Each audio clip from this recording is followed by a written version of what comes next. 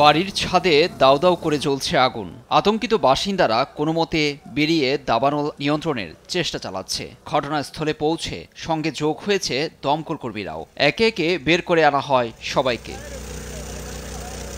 গত কয়েকদিন তীব্র তাপপ্রবাহে গ্রিসের কয়েকটি জায়গায় বড় পরিসরে জ্বলছে দাবানল। তার মধ্যে কিউনেরির দাবানল অন্যতম। ড্রোসোপিগি থেকে দাবানল শুরু হয়, বাতাসের কারণে দ্রুত পাহাড়ের উপরে উঠে যায়। সেখানে আরেকটি সক্রিয় দাবানলের সঙ্গে মিশে ক্রিওনেরির দিকে চলে আসে। বাতাসের কারণে আরো ছড়াচ্ছে। আপনি দেখতেই পাচ্ছেন সবকিছু দ্রুত ঘটছে।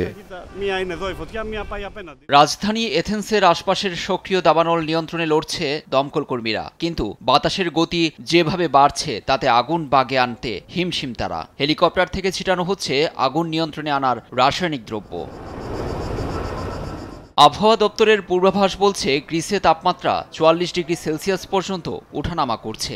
শুষ্ক আবহাওয়া আর বাতাসে তৈরি হয়েছে দাবানল। একে জীবনের জন্য হুমকি উল্লেখ করে ঝুঁকিপূর্ণ এলাকার বাসিন্দাদের নিরাপদ আশ্রয়ে থাকার পরামর্শ সংশ্লিষ্ট মহলের। তবে বিপর্যয়ের আগেই ইউরোপীয় ইউনিয়নের সহায়তা চেয়েছে এথেন্স।